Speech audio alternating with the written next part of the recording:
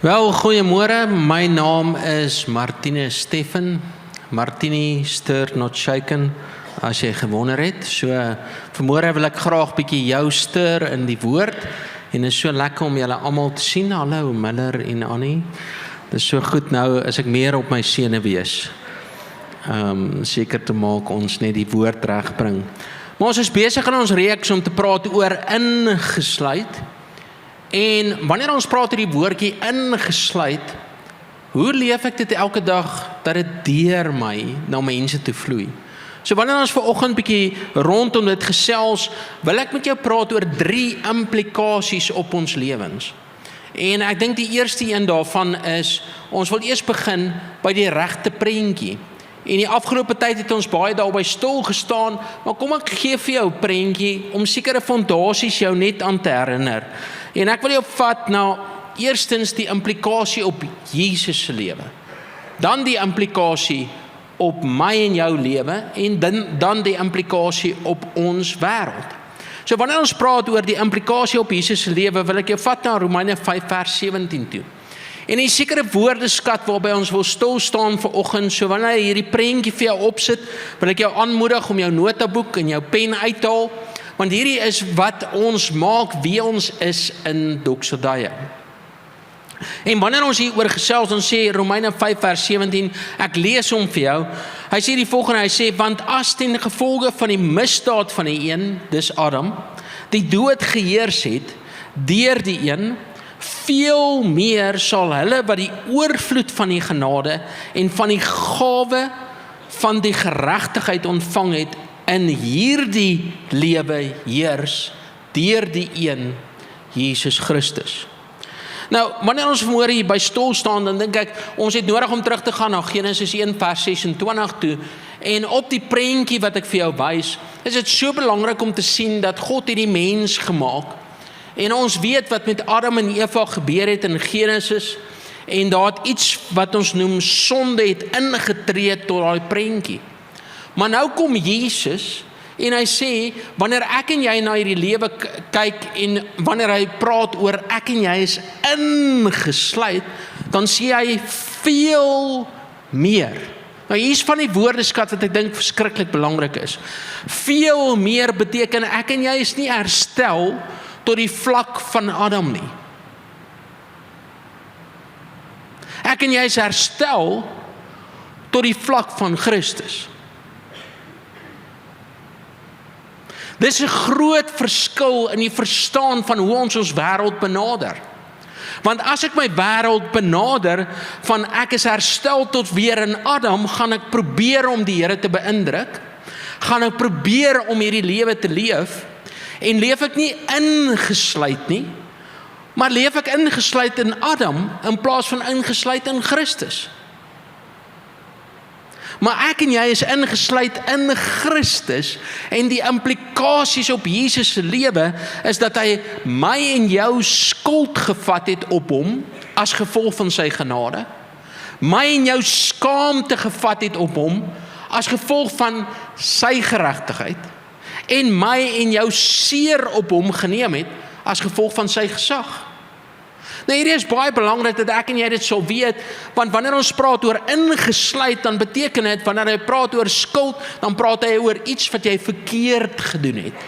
Wanneer hy praat oor skaamte, dan praat hy oor daai sense of wrongness. Die Engelse woord is baie mooi vir my. En dit is so belangrik wanneer ek die hele tyd daai gevoel mee stoei, dat ek is verkeerd. Ek weet nie hoekom nie, maar ek is verkeerd. En ek weet nie of julle sulke mense het in Kameeldrift nie, daar in Brooklyn waar ons van deel is, daar's partykeer mense wat dit beleef. Maar wanneer hy sê, ek en jy is in Christus, dan sê hy, Christus het ons nie herstel tot die plek van waar ons terug is in Adam nie, maar het ons herstel tot die plek waar ons terug is in Christus. En dit is verskriklik belangrik, wanneer ons daaroor praat, want ingesluit beteken dit. Dit beteken sonde is nie meer die issue nie, maar my en jou identiteit in Christus is die issue. Nou hier is baie belangrik, wanneer ons dit vir mekaar sê, want die implikasie op Jesus se lewe is, dat ek en jy nodig het om in daai realiteit te leef. So wanneer ons na woordeskat kyk rondom dit, dan sien ons, okay, so Christus het al my skuld opgeneem, genade is die woordjie waarde. As jy nie waardevol was nie, sou Christus nie vir jou gesterf het nie. Die woordjie geregtigheid beteken, daar's nie meer afstand tussen my en God nie, daar's iets het gebeur, sodat ek nie hoef skaam te wees nie, ek sit nou saam met hom, in dieselfde plek, in dieselfde omgewing, en nou vanuit daai plek het gesag, in hom, is ek besig om na my wêreld te kyk, en te sê, waarmee is hy besig? En dis die implikasie op Christus se lewe. En wanneer ek en jy onsself daarmee assosieer, dan is ons besig om onsself te sien van wat 2 Korintiërs 5 vers 17 sê. Hy sê, julle is nou 'n nuwe spesie. Johannes 3 vers 6 sê dit so mooi. You are born from above, not below. En reg deur die skrif sien ons hoe hy besig is om iets van daai elemente vir my en jou neer te sit. Ek dink die uitdaging vir my en jou, laat hierdie deur ons leef, is partykeer, en as ek die Engelse woorde kan gebruik, ek maak net seker ek praat mooi Afrikaans terwyl Melody sit. So as ek daai woordeskat kan gebruik, daai woordeskat wat hy sê, waarmee ons stoei is, ons het groot geword in 'n omgewing, ek het groot geword in baie tradisionele omgewing, so al wat ek ken van die skrif, of die meeste goed wat ek daai tyd van die skrif geken het, was gefokus op die ou verbond, die wet van Moses. Maar hy sê, wanneer ek ingesluit is in Christus, dan sê hy, dit is nie meer my verbond nie. Dit was nog nooit my en jou verbond nie.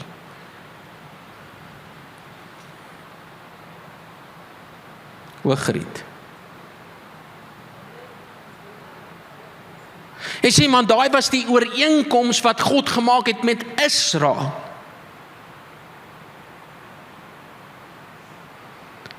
Maar toe sterf Jesus aan die kruis, en toe sê hy, nou gee ek 'n nuwe verbond, ek het tot na die Vader toe gegaan, en ek het 'n verbond namens die mensdom gesluit, sodat almal ingesluit kan wees. Nou is hy deel van 'n nuwe testament, waarvan die een wat gesterf het namens my en jou, gesterf het sodat ek en jy kan erf. Dis nie net 'n verbond nie, dis 'n heeltemal 'n nuwe testament. So die perspektief is anderste. Die benadering is anderste. Dit beteken nie die een word teenoor die ander een gestel nie. Dit beteken ek leef vanuit 'n ander realiteit uit. En dis so belangrik dat ek en jy dit sal verstaan. So hier is die woordeskat. Die Afrikaanse woorde is thinking. Ons stoei met daai elemente, want ons is gemaak na die beeld van God. Nou sê Genesis, hy sê dis nie net die beeld nie, maar daar is ook iets van die gelykenis. Die Engelse woord wat hy gebruik is die woordjie likeness, sodat daar iets kan verander in my en jou wese. Lukas 18 praat hieroor, hy sê, you need to align yourself every day with the realities of Christ. Want wanneer ek myself assosieer en ingesluit is in Christus, die meeste woordeskat wat ek hoor is, mense sê, Jesus, dis wonderlik, dis fantasties, maar dis nie my wêreld nie. Martinus, hier waar ek leef, hier is nie my wêreld nie. Ons gaan nou daarby stilstaan. So wat's die implikasie, die tweede element is, wat's die implikasie dan van my en jou? Nou, dis baie belangrik dat vanmiddag voordat jy gaan middagete eet, dat jy deur Efesiërs gaan lees. Want as jy op die bed gaan lê en jy gaan lees dit dan weet ek nie of jy dieselfde openbaring gaan hê nie. Dis net 'n grappie. Maar wat gebeur is, wanneer jy Efesiërs vat en jy is besig om deur Efesiërs te leer, veral die eerste 2 hoofstukke, dan verduidelik Paulus aan my en jou die implikasie van Romeine 5 vers 17 op ons lewens. En dan verduidelik hy dit so, dan sê hy sê, dit is verskriklik belangrik, eerstens, ons is gekies voor die grondlegging van die aarde. Ons was God se gedagte. Dis nie asof daar iets alreeds gebeur het en nou het die Here 'n fout gemaak en nou moet hy weer terugkom nie. Nee, hierdie realiteit het al reeds bestaan, nog van die begin af. Hy sê, nog van die begin af het jy nodig om jouself te ontdek in Christus, sodat jy onskuldig voor die Vader kan staan. Die tweede ding wat ek dink verskriklik belangrik is ons staan onskuldig voor hom. Daai woordjie onskuldig beteken, is die Engelse woordjie innocent. Nou as ek stinking thinking het, dan sê ek nie, ek gaan elke dag my lewe probeer leef. En van tyd tot tyd gaan ek die Here include in daai wêreld, sodat hy my kan red, en sodat hy 'n wonderwerk kan doen, sodat daar goed kan gebeur.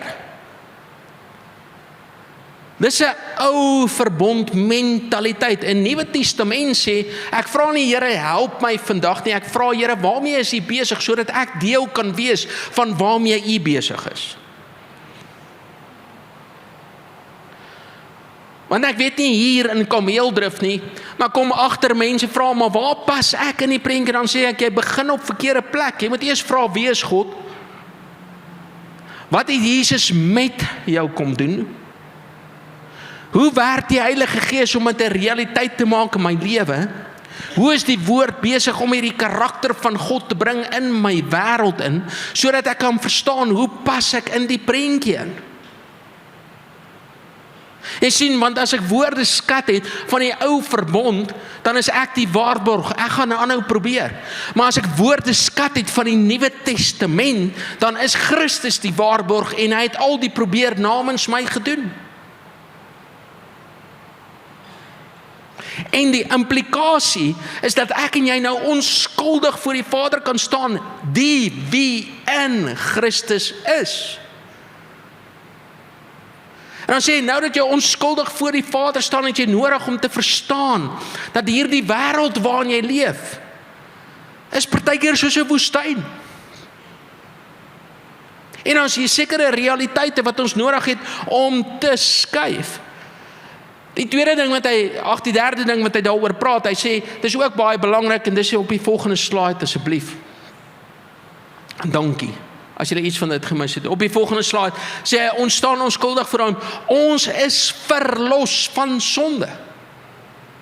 Wat beteken sonde is nie met die raamwerk waarin ons self vind nie. Maar as ek die hele tyd leef met die mentaliteit van Adam, dan gaan probeer om Adam te fix. Terwyl Jesus sê, nee, jy het 'n nuwe definisie. Jy het 'n nuwe verstaan. You are of the same essence of Christ. Want as jy nie jouself sien as van dieselfde soort nie, as Miller en Annie mekaar nie sien as van dieselfde soort nie, gaan daar nooit intimiteit wees nie, want hulle gaan of mekaar manipuleer, of mekaar domineer. Hulle moet mekaar sien as van dieselfde soort.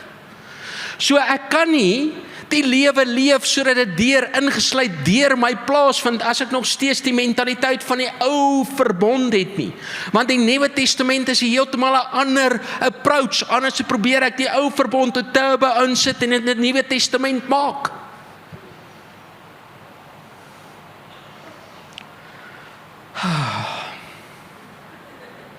Sheila,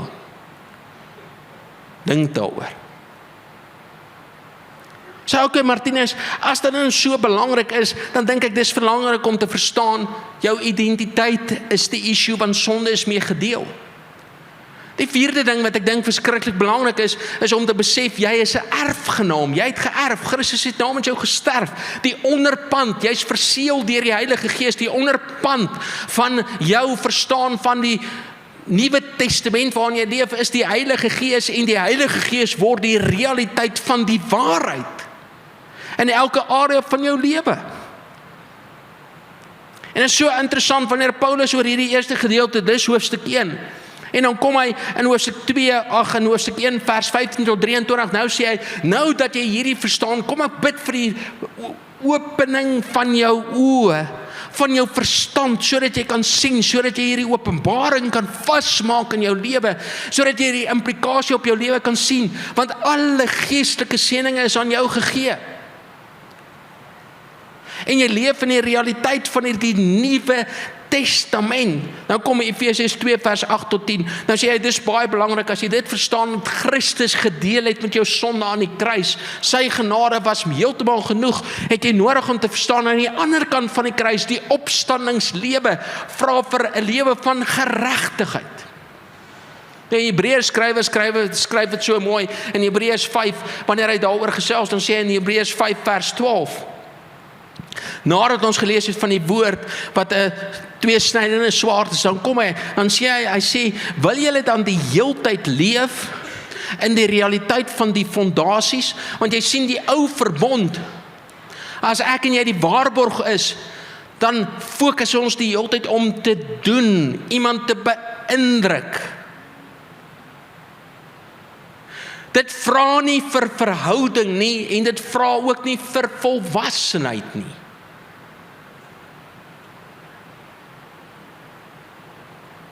Maar die Nuwe Testament realiteit vra vir verhouding en vra vir volwassenheid.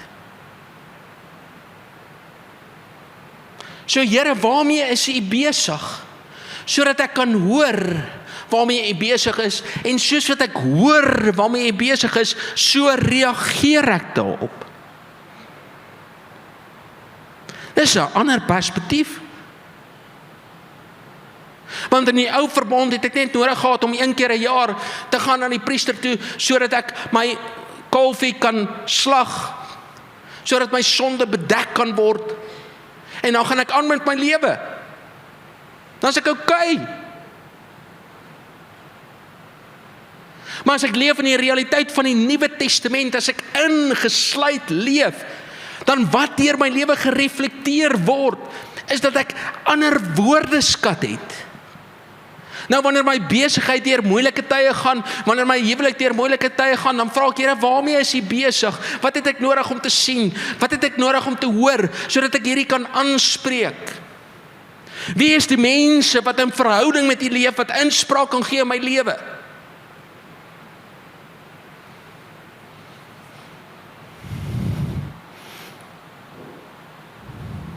Want jy sien, as ek nie meer die waarborg is nie, verander die hele perspektief.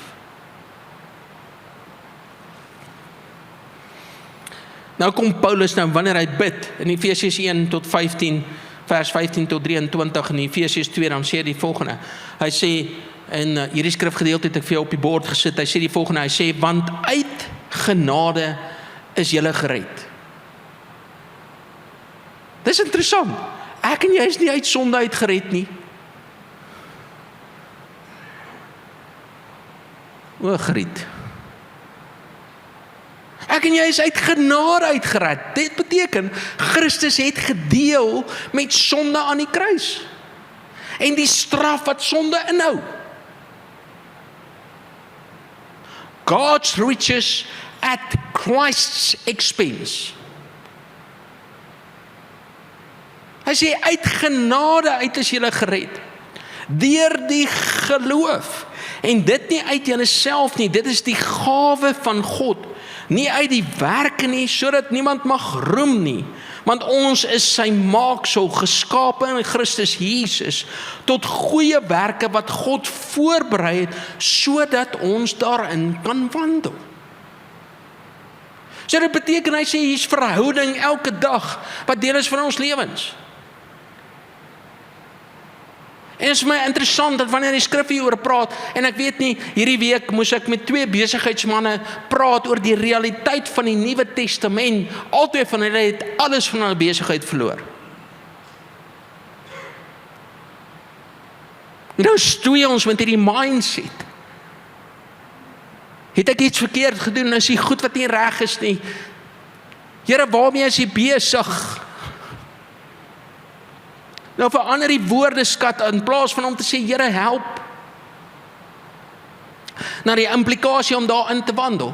Dan is baie belangrik, as ek stinking thinking het, maar ek is 'n Nuwe Testamentiese gelowige, het ek die geneigtheid, soos wat ek nou gesê het, om die ou verbond te vat en 'n turbo in te sit en te sê, dis die Nuwe Testament. Maar dit is nie.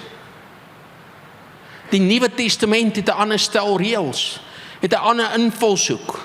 Die Nuwe Testament sê ek en jy is ingesluit. Hy sê wat nou aan die binnenkant van jou is, in Johannes 14 tot 16 sê dit mooi. Hy sê Christus, die Vader en die Seun en die Heilige Gees, hy het by jou kom woning maak. Dis die woordjie tabernakel. Hy het kom insettel, hy het kom intrek, hy trek nie weg nie.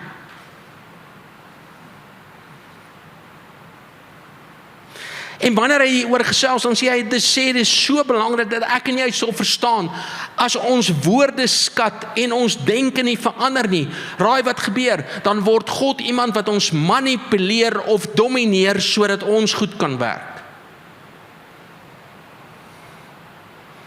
En ingesluit sê, nee, ek het myself verloor in Christus.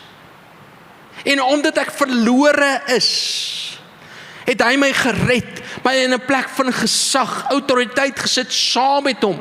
En nou wanneer hy daai woordjie erfgenaam, mede-erfgename gebruik, is dit die Griekse woordjie wat sê, die Engelse woord sê co-heir, die Griekse woordjie wat hy gebruik sê, to create with Christ a new reality. So die derde implikasie, is die implikasie op my en jou omgewing. Handelinge 17 vers 28 sê dit so mooi, ek love hierdie skrifgedeelte. Hy sê, want in hom lewe ons. Beweeg ons en is ons. So hy sê, dit is konstant wat ons besig is om in ons lewens iets van hierdie realiteite te beleef. Hierdie kan ons nie doen sonder die realiteit van die Heilige Gees in ons lewens, wat deur ons lewens werk nie. Ingesluit deur my en jou is net moontlik deur die leiding van die Heilige Gees. So wat beteken dit om gelei te word deur die Heilige Gees? Wat beteken dit om te leef van in die Gees? Wanneer hy hierdie woordeskat gebruik in die Nuwe Testament, dan sê hy, ek en jy sien mekaar nou na dieselfde Gees. Dit beteken na dieselfde raamwerk as Christus. Romeine 8 vers 28 en 29. Die Message vertaling sê dit so mooi. Hy sê, we are now created according to the lines of Christ. En wanneer hy daaroor gesels, dan sê hy, dit is so belangrik dat ek en jy hierdie sal verstaan. So in GPS kry ons hierdie stelling van Rick, hy sê dit so mooi, hy sê, life in the spirit is a series of choices. Kan jy hom net opsit asseblief? Life in the spirit is a series of choices.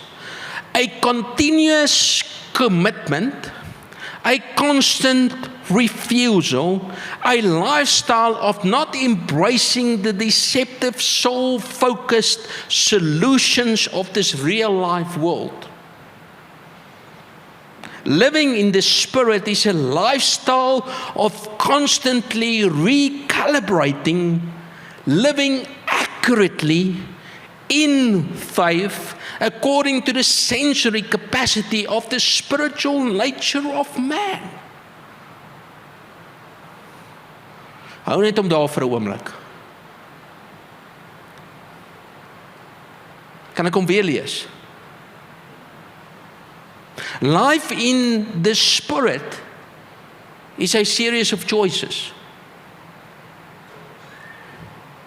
A continuous commitment, a constant refusal, a lifestyle of not embracing the deceptive soul-focused solutions of this real-life world. Living in the Spirit is a lifestyle of constant recalibrating, living accurately in faith, according to the sensory capacity of the spiritual nature of man. So hierdie is so belangrik, as daar iets is wat jy teen jou venster moet opplak, dan is dit hierdie. As jy alles vergeet van wat ek gesê het vandag, dan moet jy 'n foto neem hiervan en jy moet hom opplak. Jy moet dit op die voorkant van jou foon sit. So dat jy jouself kan herinner elke dag, wanneer jy hieroor praat, en ons praat oor ingesluit, dan leef ons vanuit die Gees uit. Nou hierdie is baie belangrik. As ek nie verstaan dat God is 'n God van liefde nie, want hy sê dit so, hy sê ek is 'n God van liefde, dit is hoekom jy die vryheid het van keuse. Verhouding is 'n keuse.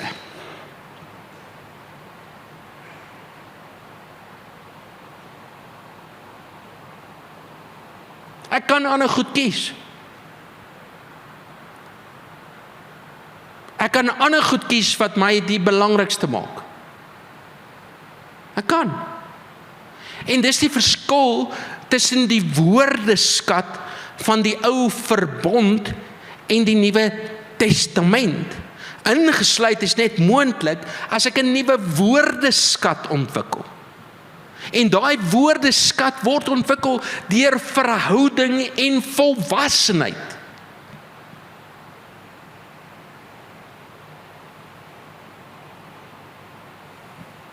Daai woordeskat word nie ontwikkel deur te doen en vir iemand anders te vra wat moet ek doen sodat ek goed kan voel oor myself nie.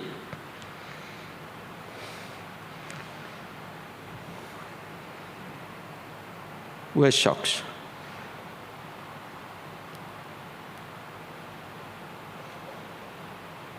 Het is interessant dat wanneer ons lees en baie keer in ons lewens dan sien ons wêreld soos 'n woestyn. En dan het ons die geneigtheid om terug te gaan na Israel se woestyn toe. Israel se woestyn het gegaan oor voorsiening. Maar Jesus se woestyn het gegaan oor identiteit.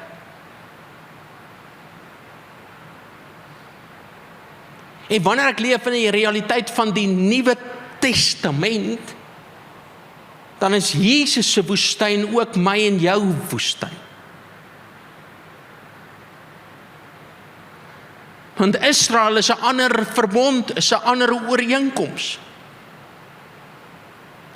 En wat baie keer gebeur in ons lewens, ons vergeet dat die Here ons geroep het na hierdie wêreld toe, so ingesluit in hierdie wêreld. Ons gaan nou die praktiese elemente aanspreek, maar ek moet hierdie by jou vasmaak, want baie keer stoei ons, want ons beleef Israel, en dan vra ons vir die Here se voorsiening, in plaas van dat ons moet vra, Here, waarmee is U besig, sodat my identiteit kan groei, sodat ek kan ontwikkel, sodat ek kan sien waarmee U besig is, want ek het dalk nodig om na 'n ander plek, 'n ander omgewing te beweeg, my besigheid het dalk ander kreatiewe inspraak nodig, so as jy dit vir Besaliel kan doen, hoeveel te meer kan jy dit nie vir my doen nie, maar ek kan nie sonder hierdie partnership in Christus te doen nie.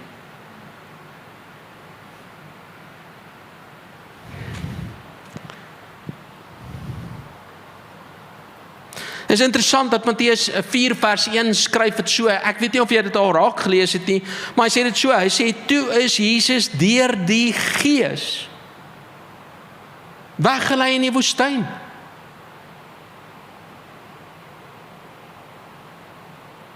O, shucks.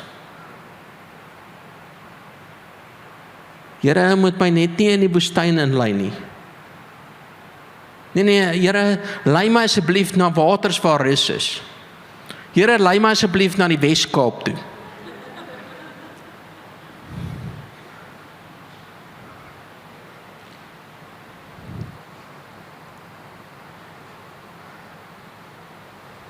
Jy sien, dis hier waar ons uitdaging lê, dis ek om ingesluit nie 'n realiteit baie keer word in ons wêreld nie.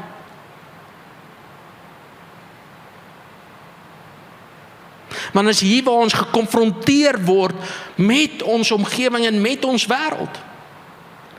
So wat het met Jesus gebeur? In Matteus 4 vers 3 tot 4 sê hy die volgende, hy sê die versoeker het toe gekom en vir hom gesê, as U die seun van God is, sê hierdie klippe moet brood word. Maar hy antwoord, daar staan geskrywe, die mens leef nie net van brood nie, maar van elke woord wat uit die mond van God uitkom. En die eerste woord wat ons mee stoei hierso, is die woordjie selfvoorsiening. Ek wil alles vir myself hê. Ek leef van buite af na binne toe. My besluitneming word gedryf deur die aanspraak van die fisiese wêreld.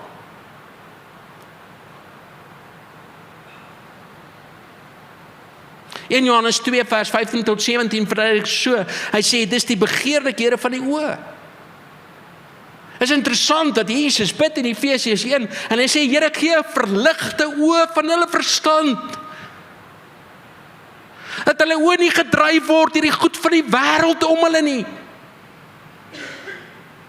maar dat hulle U sal sien. Dis interessant, in CCP sê ons altyd hierdie ding vir mekaar. Dis interessant dat hy die woordeskat gebruik. Baie keer het ons hierdie, ek weet nie hoe dit hier in Kameeldrift werk nie, maar ek onthou toe ek 'n jong seun was, 'n matriek was, ek het op 17 my hart vir die Here gegee. En voor die matriekeksamen toe bid ek, toe sê ek, Here, asseblief kom haal my, want as U my kom haal, dan moet ek nie hierdie eksamen te skryf nie, het gesê, kom my haal.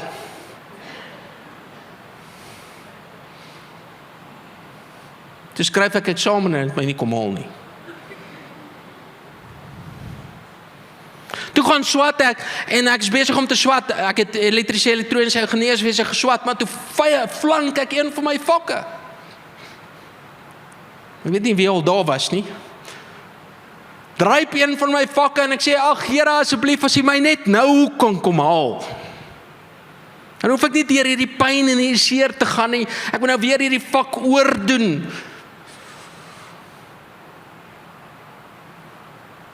Maar toe kom haal hy my nie. Dis interessant dat wanneer die skrif hieroor praat,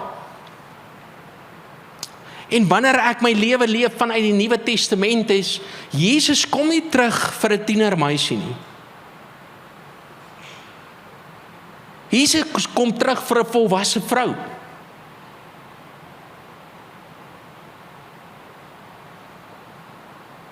Dit beteken ek het nodig om te groei in die volwassenheid van die Nuwe Testament. Hebreërs 5 vers 12 tot 14 sê dit so mooi. Hy sê, ek wil nie teruggaan in die fondasies toe van die evangelie nie, maar jy het nodig om te groei in die woord van geregtigheid. En wanneer hy dit sê, dan sê hy sê dit is so belangrik dat jy by die plek sal uitkom, waar selfvoorsiening nie die fokus is nie, want dan gaan jy nooit ingesluit uitleef nie. Tweede ding waarmee Jesus gekonfronteer was in die realiteit is in Matteus 4 vers 5 tot 7, daarna neem die duiwel hom na die heilige stad toe en laat hom op die hoogtes punte van die tempel staan en sê vir hom, as jy die seun van God is, spring af. Dan sal 'n engel u vang, en dan antwoord Jesus, hy sê, jy mag die Here jou God nie op proef stel nie. En is hierdie ding wat ons noem selfbeskerming. Selfbeskerming, weet jy waaroor gaan selfbeskerming? Ek wil my dinge op my manier doen. Ek vind my sekuriteit in wat die sisteme van hierdie wêreld het om te bied. Ek laat nie toe dat ek gevorm word deur vuur nie.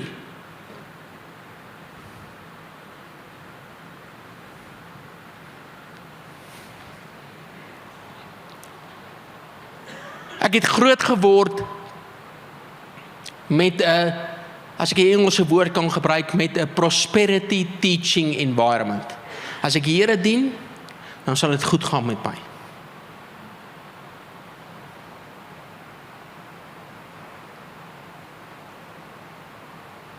Maar die Nuwe Testament het 'n ander woord wat hy gebruik, want die woordjie prosperity beteken dat dit goed sal gaan met my siel. Die woordjie wat hy gebruik in die Nuwe Testament is die woordjie abundance.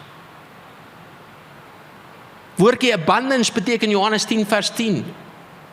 Jesus het gekom sodat ek lewe en lewe in oorvloed kan hê, maar die duiwel het gekom om te slag, te steel en te verwoes. Ons hou van die onderste gedeelte. Die duiwel slag en steel en woes nou weer in my lewe. Miller, bid net vir my asseblief, laat die Here net sou kom en die duiwel sal wegvat.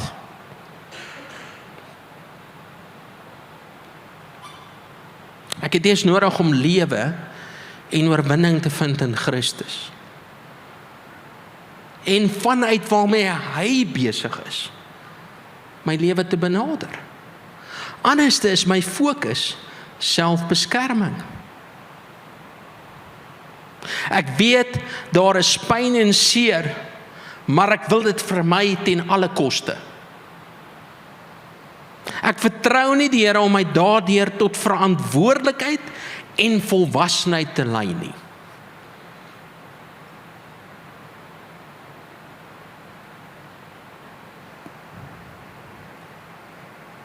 Wanneer 1 Johannes dit verduidelik, dan praat hy oor die begeerlikhede van die vlees. To live according to the flesh is to live according to the framework of Adam. But to live according to the Spirit is to live according to the framework of Christ.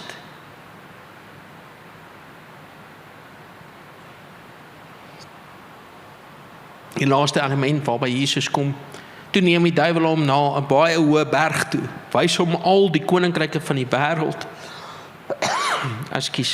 met hul pragt en sê vir hom, dit alles sal ek vir u gee as u neerval en my aanbid. Toe antwoord Jesus hom en hy sê vir hom, die Here jou God moet jy aanbid en hom alleen dien. En is daai woordjie selfbevordering. Die Afrikaans nie 'n lekker woord, in die Engels sê dit so, hy sê self-promotion, self-presentation, presenting an image of myself to those around me that I curate, holding up a picture-perfect person to the world that will make them like me, prefer me, and envy me. Ek wil belangrik wees, my lewe is gebou op hoogmoed en status.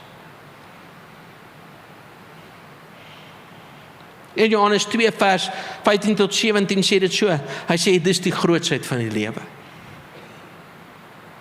So hier is my vraag aan jou vandag, wanneer jy hierdie woorde hoor, wanneer jy op die einde van hierdie reeks kom, en jy sê ingesluit, wat is dit wat mense proe in jou lewe? Wat is dit wat mense beleef in jou lewe? In die midde van jou omstandigheid, in die midde van jou krisis, in die midde van jou uitdaging. Kan ek dit vir jou iets sê? Hebreërs sê dit so mooi en ek voel dit so belangrik dat iemand dit moet weet vandag. Wanneer Hebreërs 12 daaroor skryf, nadat hy oor al die vaders van geloof geskryf het, dan skryf hy sê, maar ek wil vir julle sê, train yourself. Oefen in hierdie volwassenheid. Train yourself, soos 'n farmer wat besig is om die oes uit te sit, het jy nodig om te weet, wanneer dit gaan groei en dit vat tyd en ontwikkeling, daai dissipline van die Vader. Hy sê, soos 'n atleet, wat die hele tyd hardloop, homself voorberei om die Comrades te hardloop. Hy sê, so belangrik dat ek en jy in daai realiteit sal leef. En hier is die laaste gedeelte, terwyl ek dit sê, is die worship team welkom om vorentoe te kom. Hier is die laaste gedeelte, wanneer hy daaroor praat, dan sê hy, om te leef ingesluit in hierdie wêreld beteken die volgende 3 goed. Die eerste een is genade. Hanteer elke mens met waarde. Wanneer Paulus hieroor skryf in Korintiërs en hy skryf dit aan die ouens in Korinte, nou ek weet nie of jy dit weet nie, maar die eerste gedeelte van Korinte, Paulus het hierdie gemeente gevestig. En terwyl hy besig is om met hulle te praat, sê hy vir hulle ouens, ek het nodig dat julle sal volwasse word, julle moet nie soos kinders wees, wat die hele tyd teruggaan in die melk toe nie. Net daai eerste hoofstuk sê dit. Hy sê, maar dit is so belangrik dat ek en jy by die plek sal uitkom, dat ons sal verstaan, hierdie Christus wat in ons is, sien jou nie net as waardevol nie, hy sien elke ander mens in jou omgewing as waardevol. Maak nie saak wie hulle is nie. Hy sê, so môre as jy by jou werk instap, hoe hanteer jy die mense? Môre as jy by jou huis instap, hoe hanteer jy die mense? Onthou, intimiteit is nie moontlik if we see ourselves of the same essence nie.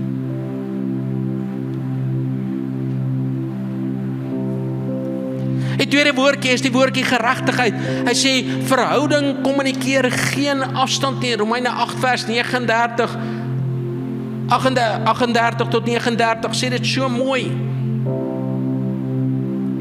Wanneer hy daaroor praat, dan sê hy sê daar's geen afstand meer nie. Ons is die hele tyd in kommunikasie met mekaar. Ons is besig om die hele tyd iets van daai essence en daai waarde te kommunikeer. Hy sê, en dit is so belangrik dat ek en jy sal verstaan, verhouding kommunikeer geen afstand nie. There's no replacement for relationship. En dan die laaste komponent is autoriteit. Gaan jy so die inspraak is net moontlik wanneer ek verantwoordelikheid neem en verantwoording doen. Maar hy dit sê, dan sê hy Matteus 28 vers 19 sê dit so mooi. Hy sê all authority has been given to Christ. If Christ is not Lord of all, he's not Lord at all.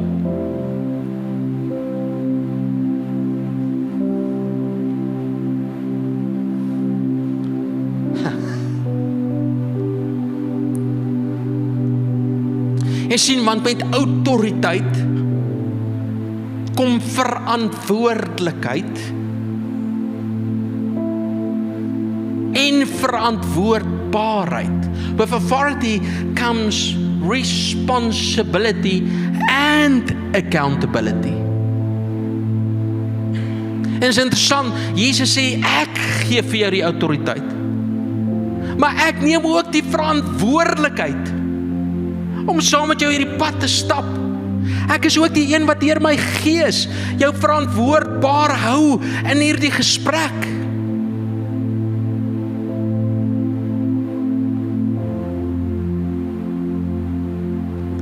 Micha 6 vers 8 sê dit so mooi. Hy sê, He has showed you, O man, what is good, and what does the Lord require of you, but to do justly, to love kindness and mercy, and to humble yourself and walk humbly with your God.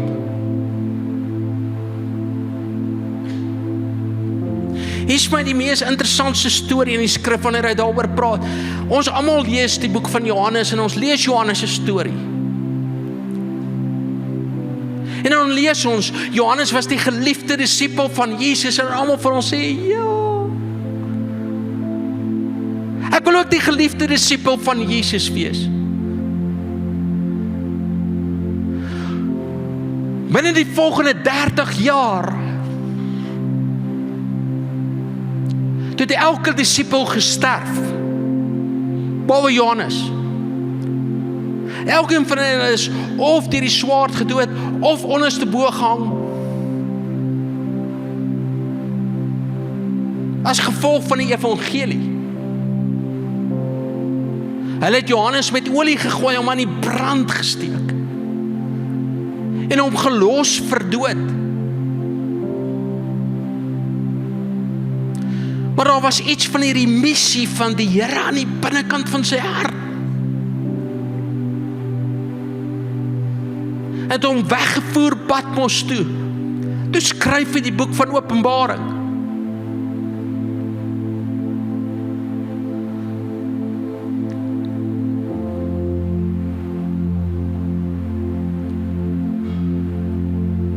En is interessant as jy Johannes se storie lees, dan was hy die een wat gesê het, diens. Daai liefde, diens, jy het nodig om te dien. Maar dan wanneer jy hom lees in die boek van Openbaring, dan verander sy woordeskat. As gevolg van die volwassenheid in sy lewe.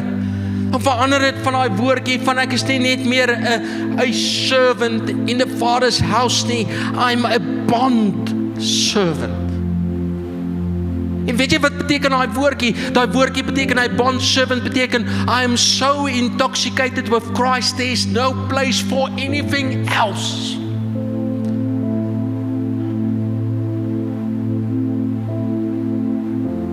Dink jy nie kameeldrif verdien mense wat nie net dien nie, maar mense wat op 'n missie is, wat ingesluit uitleef, elke dag van hulle lewens, maak die saak deur wat se smeltkroes hulle gaan nie.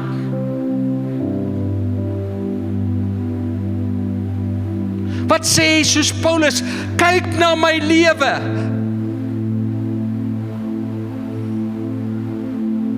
En sien Christus.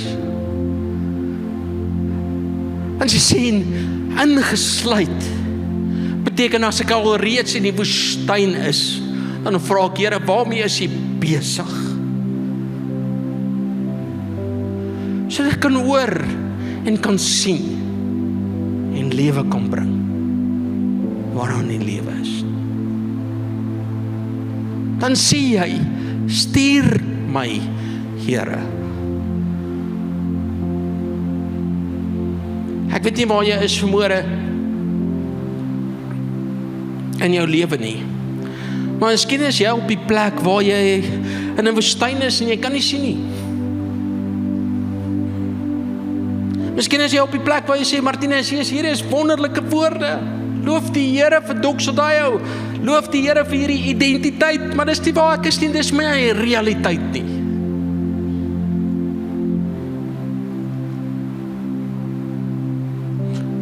Ek glo die Here wil vir jou krag gee in jou woestyn vandag. En as jy sê hierdie woord praat so met my, Martinus, sal jy asseblief saam met my bid terwyl almal se oë gesluit is, wil ek hê jy moet gou jou hand opsteek want ek wil graag saam met jou bid. Dankie, dankie, dankie, dankie. Ek wil jou nooi om saam met my op te staan. As jy nie omgee nie, ons is 'n family, staan gou saam met my op. As jy jou hand opgesteek het, staan gou saam met my op. Oral staan al mense op. Ek wil vra, as jy in die bank sit, wil jy net gou jou oë oopmaak en om jou kyk wie staan, want ek wil jou vra as 'n oomblik van kontak, om net jou hand op baie mense se lewens te lê. So ek wil jou nooi om gou saam met my te staan, om hierdie mense te kom staan. Hier is 'n klomp mense wat hier voor staan, as julle my kan help asseblief.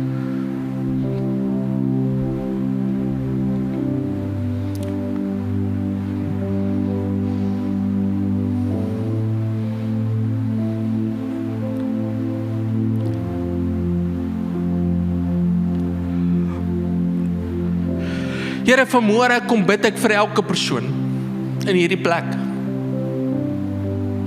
Ek bid vir elke persoon wat opgestaan het in die midde van hulle woestyn. Maar vanmôre bid ek vir woordeskat in hierdie woestyn. Vanmôre bid ek, Here, vir u uitspraak oor hulle lewens, u wysheid, u insig.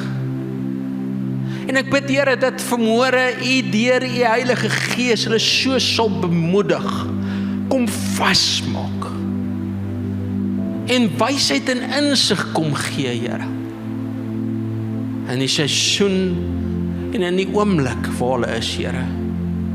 Dankie, Here, dat u 'n God is van deurbraak.